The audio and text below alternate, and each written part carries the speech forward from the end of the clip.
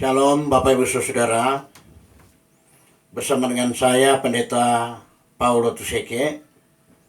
Berharap Bapak Ibu Saudara bersama dengan channel Hambam, yaitu Pendeta Paulo Tuseke, kita akan merenungkan firman Tuhan.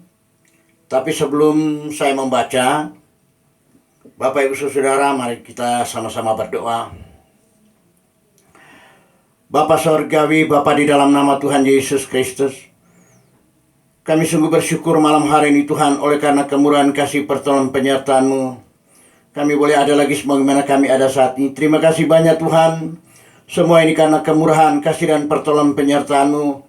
Lebih daripada Tuhan, kami rindu lagi untuk mendengarkan kebenaran firman-Mu. Sebelum hamba-Mu membacakan, biar Tuhan Engkau persiapkan sekalian kami dan layakkan kami Tuhan. Biarlah firman-Mu saat ini yang kami akan baca renungkan secara bersama akan memberikan kekuatan, menghibur dan memberikan pengharapan bagi kami Tuhan. Terima kasih banyak Tuhan, terima kasih hamba-Mu yang Engkau pakai untuk menyampaikan kebenaran firman-Mu. Ya Roh Kudus, urapi dia secara khusus. Biarlah dia ada keberanian untuk mengungkap rahasia kebenaran firman-Mu. Karena kami tahu Tuhan, firman-Mu adalah kekuatan kami. Firman-Mu adalah keselamatan kami. Kami rindu diberkati saat ini Tuhan. Mari persiapkan kami semua Tuhan.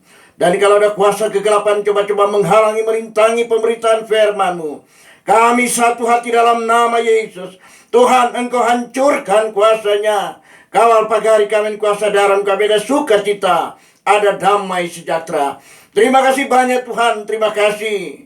Semua pendengar persiapkan Tuhan. Engkau tolong menyertai juga mereka Tuhan. Terima kasih Tuhan. Bersabdalah Engkau. Kami siap sedia untuk mendengarkannya. Dalam nama Yesus kami berdoa mengucap syukur. Haleluya, haleluya. Amin, amin. Bapak Ibu Saudara, mari kita baca firman Tuhan di dalam Wahyu pasal 12. Wahyu pasal 12 ayat 1 hingga ayat 18. Tapi kita akan baca saja dua ayat. Dua ayat ini adalah bagian pertama. Firman Tuhan sebagai berikut. Dengan perikop perempuan dan naga. Maka tampaklah suatu tanda besar di langit. Seorang perempuan berselubungkan matahari dengan bulan di bawah kakinya dan sebuah mahkota dari 12 bintang di atas kepalanya. Ia sedang mengandung dan dalam keluhan dan penderitaannya hendak melahirkan, ia berteriak kesakitan. Demikian Bapak Ibu Saudara, dua ayat yang kita sudah baca. Sebelum tentunya kita renungkan secara bersama, saya mau sampaikan dulu bahwa dalam perenungan firman Tuhan, khususnya pada kitab Wahyu ini, tentunya ada yang kita baca, kita lihat bahwa secara hurufiah sebagaimana adanya, sebagaimana kita sudah baca. Demikian.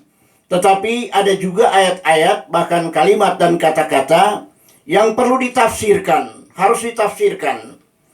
Dan tentunya sebagai peringatan bagi kita bahwa untuk menafsirkan firman Tuhan sebagaimana Tuhan sudah baca saat ini, atau kita sudah baca, atau pada Wahyu pasal 12 ini, dia harus ditafsirkan berdasarkan firman Tuhan.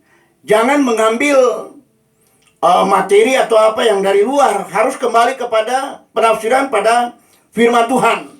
Supaya tentunya penafsiran itu akan sesuai dan kita akan tidak keliru dan akan salah dalam hal ini. Kita sudah baca dua ayat tadi mengenai seorang perempuan. Jadi perempuan yang dimaksudkan dalam firman Tuhan ini sebagaimana kita sudah baca, itu adalah simbolik. Bukan perempuan beneran, tapi itu simbolik. Karena kalau di dalam ayat 1 kita sudah baca, maka tampaklah suatu tanda besar di langit, seorang perempuan berselubungkan matahari dengan bulan di bawah kakinya. Tidak mungkin perempuan, jadi dia bukan manusia, dia adalah simbolik. Jadi tidak mungkin dia manusia, tidak mungkin dia adalah perempuan yang berselubungkan matahari, tidak mungkin.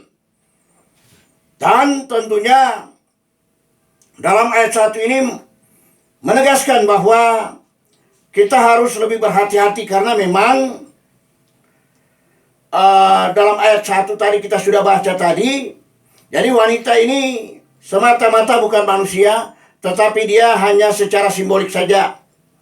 Karena ini tadi saya sudah katakan, kalau menafsirkan ini harus kembali juga kepada firman Tuhan. Firman Tuhan lain yang dapat mendukung ini, dalam Kejadian pasal 37, kita lihat bahwa mimpi Yusuf.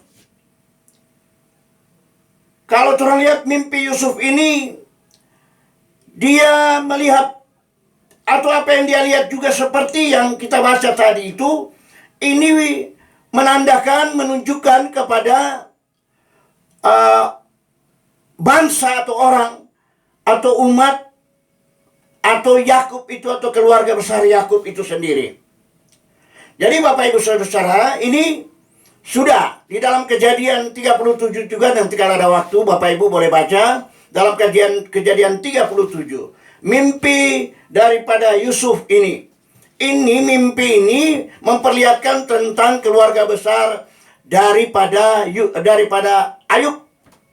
Dan ini tentunya sebagaimana kita sudah baca tadi, bahwa perempuan yang berselubungkan matahari itu tentunya itu secara simbolik. Jadi kemudian di dalam perjanjian lama memang seringkali sering diingatkan atau ditunjukkan kepada kita bahwa benar-benar bahwa dalam perjanjian lama Israel selalu dilambangkan sebagai istri. Jadi ini ya, ini yang kita lihat bahwa dalam perjanjian lama selalu Israel itu disebutkan istri. Dan kalau Israel melanggar perintah Tuhan atau menyembah berhala atau ilah-ilah lain, Tuhan langsung mengatakan bahwa orang Israel atau istri yang berzinah. Yang berzinah itu adalah Israel. Jadi ini, wanita tadi, atau perempuan tadi adalah bangsa Israel. Ini sudah jelas. Jadi Bapak Ibu Saudara, jadi kaum Israel senantiasa selalu mereka terlibat dalam penyembahan-penyembahan lain, ilah-ilah lain. Dan Tuhan mengatakan bahwa Israel sudah berzinah. Artinya kalau disebutkan perempuan tadi, Israel itu, perempuan itu adalah Israel. Bapak Ibu Saudara, dalam kitab Hosea juga disebutkan itu, bahwa Israel selalu dilambangkan sebagai pelacur. Orang tidak akan baca, tapi itu tegas-tegas dalam kitab Hosea menyebutkan tentang Israel sebagai pelacur. Ada juga memang mengapa hal ini penting untuk disampaikan, karena ada banyak tafsiran-tafsiran yang keliru. Dan ya boleh dikatakan itu memang salah, Bapak Ibu Saudara. Jadi tafsiran ini seperti kita lihat ada gereja juga yang mengajarkan bahwa perempuan yang dimaksudkan dalam firman Tuhan yang orang sudah baca tadi, yang dimaksudkan adalah Maria. Jadi kita lihat bahwa Maria katanya yang sementara atau dia sedang hamil dan akan melahirkan. Karena memang tadi disebutkan suatu tanda di langit. Tidak mungkin Maria akan melahirkan di langit, tidak mungkin. Sangat tidak masuk akal. Sebabnya bagi saya ini adalah keliru dan salah tentang tafsiran ini. Ada juga seorang bidat, Mary Baker Eddy. Dia juga menegaskan bahwa perempuan ini adalah, dia sebut Christian Science. Jadi dia berkata bahwa perempuan itu benar-benar adalah agama Christian Science. Dan itu dia tegaskan. Jadi ini Bapak Ibu Saudara, dalam ayat pertama dan kedua ini tadi dengan jelas mengatakan perempuan itu adalah bangsa Israel. Kenapa? Ini penting disampaikan, diingatkan kembali, karena memang kita akan bahas selanjutnya tentang perempuan. Jadi kalau berbicara tentang perempuan, itu berbicara tentang Israel. Kedua, ayat 3 dan 4 mengenai Lucifer.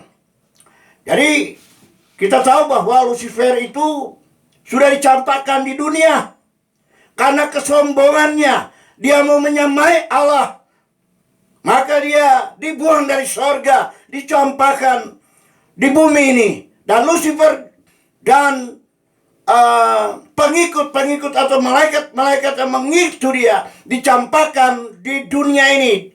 Dan senantiasa Lucifer ini berubah nama menjadi iblis atau setan. Dialah musuh kita.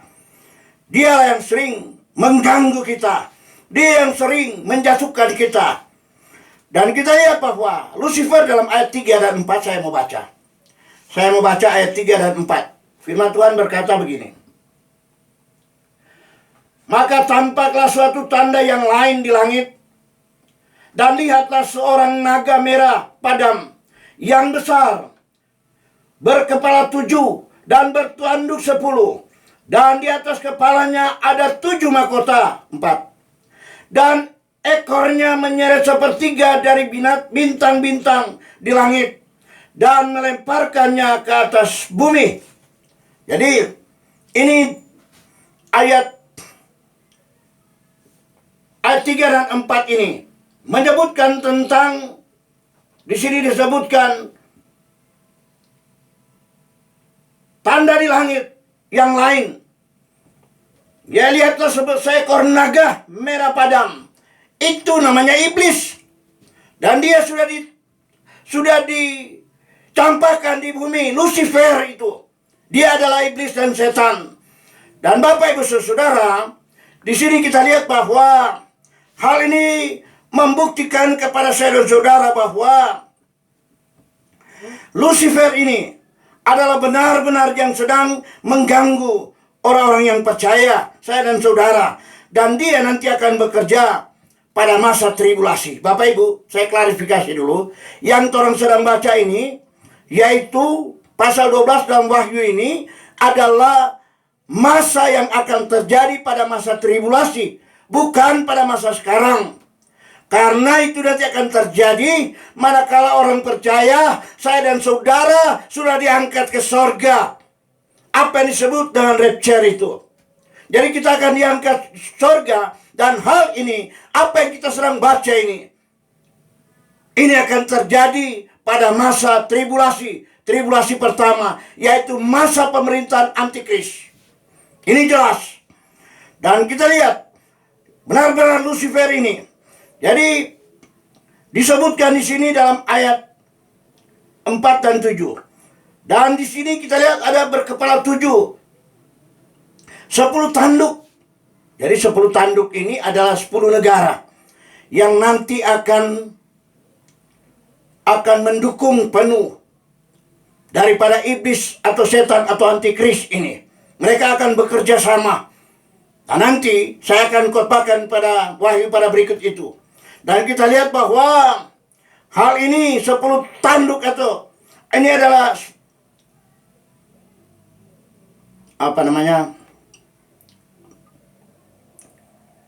tanduk dan 7 mahkota.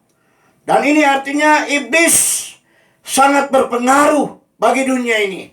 Sebabnya 10 tanduk itu akan dia kuasai dan akan membantu dan bersama-sama dengan dia. Nanti kita akan lihat negara-negara mana itu. Nanti saya akan jelaskan pada khotbah yang berikut itu. Bapak Ibu Saudara, bahwa kita lihat bahwa Daniel juga sudah menulis tentang 10 tanduk itu. Dan kita lihat 10 tanduk itu akan terjadi pada, sekali lagi, pada masa tribulasi, yaitu pemerintahan antikris. Kita atau anak-anak Tuhan, saya dan saudara, tidak ada lagi di dunia ini. Kita sudah diangkat. Dan itu nanti akan berlaku. Antikris akan melakukan tugasnya di dunia ini bagi orang yang tertinggal dan bagi bangsa Israel yang disebutkan perempuan tadi. Bagian yang ketiga, anak itu sekarang berada di surga. Kalau kita baca di dalam ayat 5 dan ayat 6, saya coba baca ayat 5 dan ayat 6, anak itu yang dilahirkan itu sudah ada di surga. Maka ia melahirkan seorang anak, ayat 5. Maka ia melahirkan seorang anak laki-laki yang akan mengembalakan semua bangsa dengan gada besi. Tiba-tiba anaknya itu dirampas dan dibawa lari kepada Allah dan ke tahtanya. Perempuan itu lari ke padang gurun, di mana telah disediakan suatu tempat baginya oleh Allah, supaya ia dipelihara di situ 1260 hari lamanya. 1260 hari itu adalah masa antikris, 3 masa setengah. Ini jelas, tidak bisa dibantah. Ini adalah 1260 hari, ini adalah masa antikris, yaitu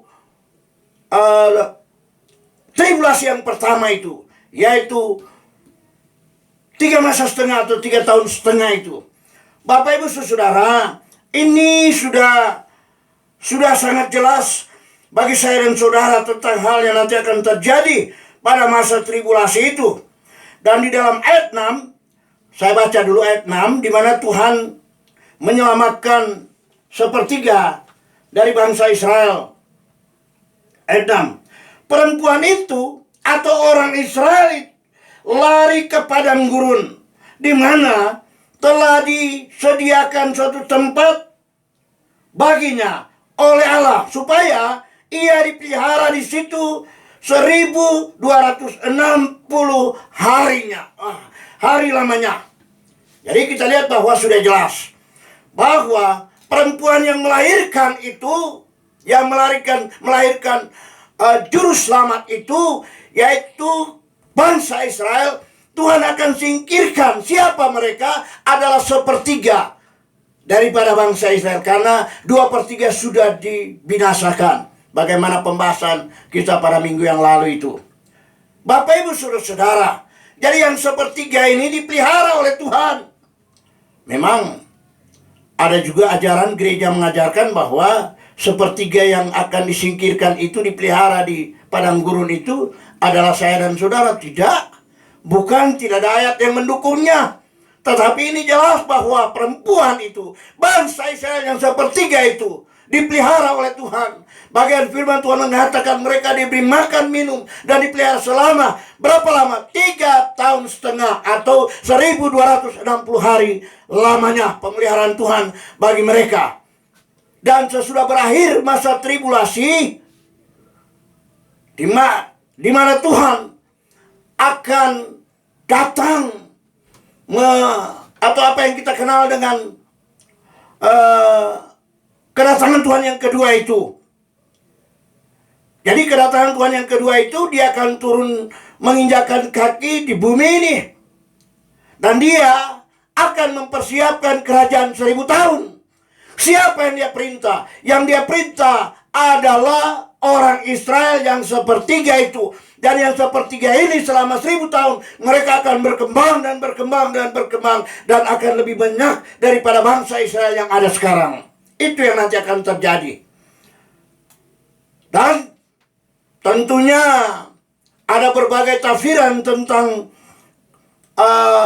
second coming itu atau kedatangan kedua itu, bahwa kita lah yang nanti akan. Tidak, kita sudah diangkat pada kedatangan Tuhan Yesus di angkasa itu. Di awan-awan dia sudah mengangkat saya dan saudara, dan sudah bersama dengan dia di sorga. Dan nanti pada saat dia turun ke dunia, pada kali yang kedua akan bersama-sama dengan orang-orang kudus, yaitu saya dan saudara. Akan bersama memerintah kerajaan 1000 tahun. Dan siapa yang diperintah? adalah bangsa Israel yang sepertiga itu. Ini jelasnya seperti itu. Jadi bukan kita yang diperintah. Kita adalah memerintah bersama dengan Tuhan sebagai Raja di atas segala raja. Masa 1000 tahun itu. Dan selesai pada masa 1000 tahun itu, masa damai 1000 tahun itu, maka akan terjadi penghukuman pada aras putih itu. Semua orang yang mati dalam segala zaman akan dibangkitkan. Dibangkitkan untuk bukan menerima keselamatan, tapi dibangkitkan untuk menerima hukuman neraka yang kekal. Itulah kematian yang kedua. Jadi kematian yang kedua adalah neraka. Bagi mereka yang nanti akan dibangkitkan untuk menerima hukuman itu. Bapak Ibu Saudara, itu mengenai perempuan yang dipelihara oleh Tuhan atau bangsa Israel yang sepertiga itu. Dan yang keenam, bagian yang keenam, tunggu. Ada yang terlupakan di sini dalam Sakaria 13, saya rindu bacanya. Sakaria 13 ayat 8 dan 9. Maka di seluruh negeri, demikianlah firman Tuhan, 2/3 seluruh negeri ini atau seluruh Israel. Maka di seluruh negeri demikianlah firman Tuhan, 2/3 daripadanya akan dilenyapkan, mati binasa. Tetapi 1/3, coba ingat ya, tetapi 1/3 daripadanya akan tinggal hidup. 9. Aku akan menaruh yang 1/3 itu dalam api dan akan memurnikan mereka seperti orang memurnikan perak. Puji Tuhan. Aku akan menguji mereka seperti orang menguji emas. Mereka akan memanggil namaku dan aku akan menjawab mereka. Aku akan berkata, mereka adalah umatku, dan mereka akan menjawab, Tuhan adalah Allahku. Ini yang 1/3 itu. Dari umat Israel yang diselamatkan itu, yang dipelihara, yang disingkirkan oleh Tuhan. Bukan orang saya dan saudara yang disingkirkan, tetapi umat Israel. Nah, tadi sudah dikatakan dalam ayat ke-9. Mereka akan mengatakan Allahku. Dan Tuhan juga akan menjawab mereka. Bapak Ibu Saudara-saudara, bagian yang kelima, naga dikalahkan ayat 7 dan 9. Mari kita baca. Naga dikalahkan ayat 7 dan 9.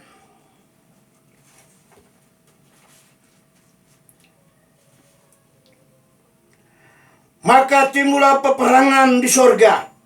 Mikael dan malaikat-malaikatnya berperang melawan naga itu. Dan naga itu dibantu oleh malaikat-malaikatnya. Tetapi mereka tidak dapat bertahan. Mereka tidak mendapat tempat lagi di sorga. Dan naga besar itu, si ular tua yang disebut iblis atau setan, yang menyesatkan seluruh dunia, dilemparkan ke bawah. Dilemparkan ke bumi bersama-sama dengan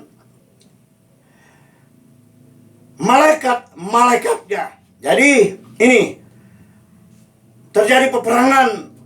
Dan kita lihat bagian yang kelima tadi, bahwa bagian keempat tadi, naga dikalahkan dan dia sudah dicampakkan di dunia ini, di bumi. Bapak Ibu Saudara, kemudian di dalam bagian yang kelima ada nyanyian kemenangan ayat 10 dan 12. Dan kita lihat nyanyian kemenangan ini adalah suatu pujian-pujian kepada Tuhan karena kemenangan itu. Bagian ke-6, naga memburu perempuan itu. Kembali kita baca di dalam ayat yang ketiga, 13. Ayat 13 firman Tuhan berkata begini. Dan ketika naga itu sadar bahwa ia telah dilemparkan di atas bumi, ia memburu perempuan yang melahirkan anak laki-laki itu jadi dia memburu perempuan yang melahirkan anak laki-laki itu. perempuan yaitu Israel dia buruh. Tetapi kita lihat dia gagal dan dia tidak bisa. Karena Tuhan sudah menyingkirkan mereka di padang gurun. Dan penjagaan Tuhan, pemeliharaan Tuhan akan menjadi bagian dari sepertiga umat Israel ini. Bapak Ibu Saudara, mereka akan gagal. Mereka akan tidak bisa melakukan itu. Kalau orang baca lebih lanjut ayat 14. Kepada perempuan itu diberikan kedua sayap dari burung nasar yang besar, supaya ia terbang ke tempatnya di padang gurun, di mana ia dipelihara, jauh dari tempat ular itu selama 1 masa dan 2 masa dan setengah masa. 1 masa 1 tahun, 2 masa 2 tahun, setengah masa setengah tahun. Jadi 3 masa setengah atau 3 tahun setengah mereka di padang gurun dipelihara oleh Tuhan. Lalu ular itu menyemburkan dari mulutnya air sebesar sungai ke arah perempuan itu, supaya ia dihanyutkan sampai sungai itu. Tetapi bumi datang menolong perempuan itu. Ia membuka mulutnya dan menelan sungai yang disemburkan naga itu daripada mulutnya. 17. Maka marahlah naga itu kepada perempuan itu, lalu pergi memerangi keturunannya yang lain, yang menuruti hukum Allah dan memiliki kesaksian Yesus, dan ia tinggal sendiri di pantai laut. Bapak Ibu Saudara-saudara, di sini jelas memperlihatkan kepada kita bahwa dia memburu, dia gagal tadi. Jadi dia gagal untuk membinasakan yang sepertiga itu, karena Tuhan yang melindungi mereka. Dia berbalik dan mencari keturunan yang lain. Siapa mereka? Adalah mereka yang sudah percaya kepada Yesus, dan mereka sudah diselamatkan. Oleh sebab itu, di dalam ayat yang ke-16, tetapi bumi menolong perempuan itu, ia membuka mulutnya dan menelan sungai yang disemburkan pada naga itu dari mulutnya. Dan kita lihat, dia tidak berhasil. Yang sebenarnya yang dimaksudkan dengan sungai yang akan menenggelamkan yang sepertiga itu adalah kumpulan orang-orang berupa tentara-tentara daripada antikris itu, untuk menyerang mereka, untuk membunuh mereka. Tapi mereka gagal, dan mereka berbalik untuk menyerang keturunan mereka yang lain. Tapi mereka itu sudah diselamatkan. Mereka sudah percaya kepada Tuhan Yesus Kristus, dan mereka sudah diselamatkan. Sekalipun tentunya mereka akan mati dibunuh, mereka akan dikejar dan dibunuh, tetapi mereka diselamatkan karena memang Tuhan sudah menyelamatkan mereka. Amin. Saya percaya kita diberkati malam hari ini. Mari Bapak Ibu kita berdoa. Bapa Sorgawi, Bapa di dalam nama Tuhan Yesus Kristus, kami bersyukur saat ini Tuhan, kemurahan kasih pertolongan penyertaan menjadi bagian kami. Kami sudah mendengarkan kebenaran firman-Mu. Roh Kudus, meteraikan firman-Mu dalam setiap hati pikiran kami, supaya kami ada kekuatan, ada sukacita, ada pengharapan dalam kami mengiring dan melayani Engkau. Terima kasih banyak Tuhan, saudara-saudara kami yang sudah bersama-sama mendengarkan kebenaran firman-Mu. Biar Engkau berkati mereka, baik itu berkat-berkat jasmani, kesehatan, kemampuan, terlebih berkat rohani curahkan bagi mereka yang sudah bersama-sama untuk mendengarkan firman ini. Terima kasih banyak Tuhan, terima kasih. Inilah menjadi doa kami, permohonan serta ucapan syukur kami. Kami sampaikan hanya di dalam nama Yesus, Tuhan Juru Selamat, kekasih jiwa kami. Haleluya, haleluya. Amin.